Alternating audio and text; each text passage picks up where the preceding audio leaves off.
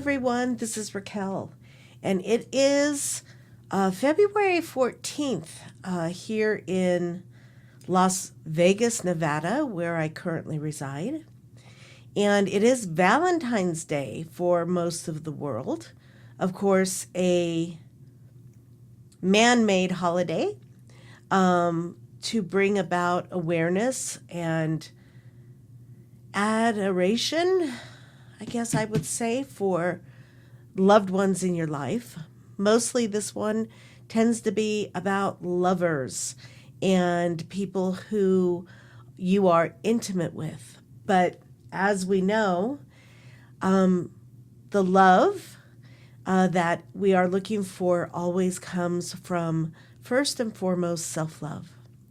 And so as we start this man-made holiday to remember about love, it is a perfect opportunity to remind you that your ability to love, your ability to come into unconditional love and to spread that love to all of those around you always begins within.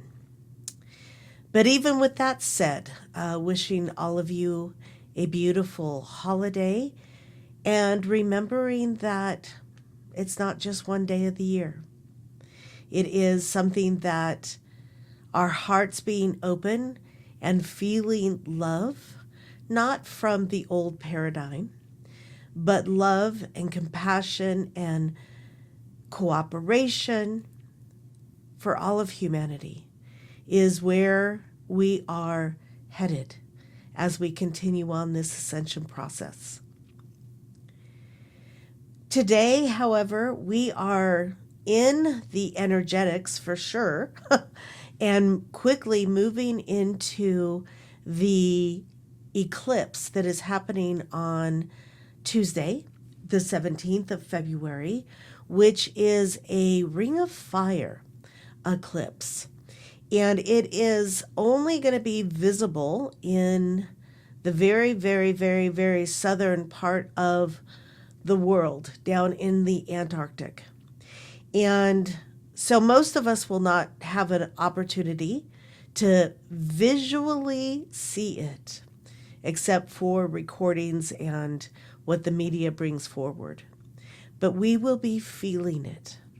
This this eclipse, Ring of Fire, solar annular, I'm not even sure I'm saying that right, is passing over Antarctica.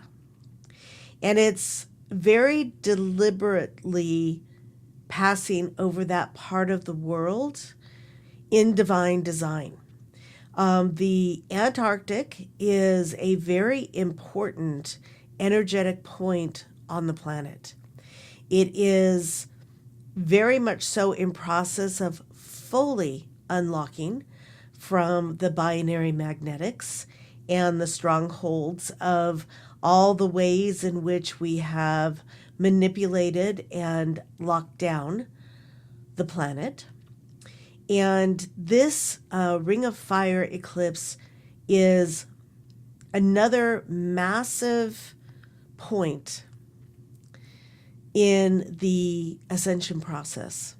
This is moving through this part of our atmosphere, or being visible from that point on the earth, is symbolic of the unlocking of the ninth chakra, the Antarctic being the bottom of the inverted staff, which, if we look at it, it runs from the Arctic pole, the North Pole, to the South Pole, but it is not aligned. It has been artificially tilted out of alignment, and it is where much of the distortion has been locked into the planet. Now, it has been locked in everywhere, but this particular Ring of Fire eclipse, as it passes through and is visible at that point or that place on the planet, it is doing a massive unlocking of distorted energetics, magnetics, grids. And is it the placement of the sun and how that is affecting the magnetics of the planet? You bet. This solar ring of fire is pulsing through electromagnetic.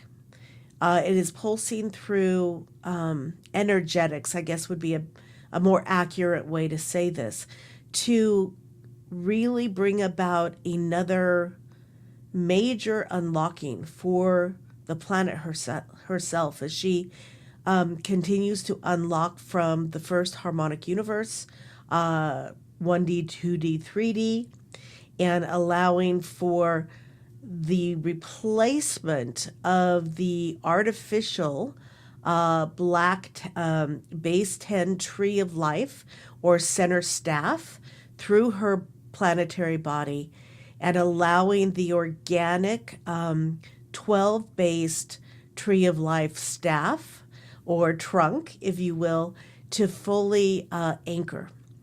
This is going to cause some interesting experiences, because as we continue to go through this ascension process, and we've been talking about this for many, many years, decades, the magnetics of the planet shifting from the binary, which is the base 10, to the tri-wave, which is the organic base 12. And we've been talking about New Earth and the bifurcation or the split. And there's a lot of, I think, misinformation out there.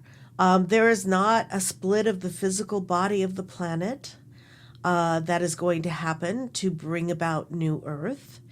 There is not a physical separation per se in what most are thinking about as a planetary body.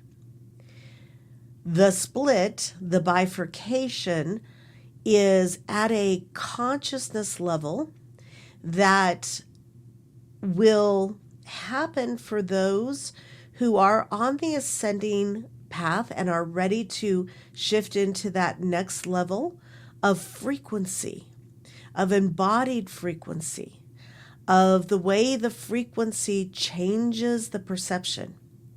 And those who are not in this stage of the awakening process, who are still deeply asleep across this planet, will not have the opportunity, because they haven't done the inner work, to make this frequency shift. And so this ring of fire is another point in the ascension experience. I don't even like to say timelines, because that's even misunderstood, I think, for a lot, because time doesn't actually exist. And the timelines we talk about are only in the linear levels of consciousness, the lower levels. And so this ring of fire, which we are quickly approaching, will bring about another level of separation, which is completely counterintuitive to what many of us, we're going into unity consciousness, we're supposed to come together. Again, there are those that are leading the way and building the bridge for those to follow. And we are the ones building that bridge. And we are the ones that will be moving up in the embodiment of higher frequencies that shift our perception of our outer reality. Everything is ultimately all happening right here. It's your ability to perceive it. And those who are not on the path, who have not been doing the work, this marker point in the ascension, we're going to see a lot more of humanity kind of breaking away, separating from where we are headed. They will not have the same perceptions, be able to see what is actually anchoring on the planet. And many, until they make the conscious choice, will experience the descending timelines. But it is our opportunity through this next eclipse, through this experience, this window of energy, to actually upshift, to embody more of the organic, higher frequencies that then allow us to perceive and exist, to experience a different level of consciousness. And so the next several days, the next couple of weeks, the next couple of months, you're going to be experiencing interesting scenarios and feeling more disconnected from the old paradigm. But remember, this is your opportunity to deeply anchor into the emerging consciousness, the new reality, the higher frequencies, what some call the new earth, and to embody that and perceive a different experience. So, happy eclipse, happy self-love day, and allow that to be kind of a kickoff point to coming into a much deeper state of being that is love, unconditional love, centered.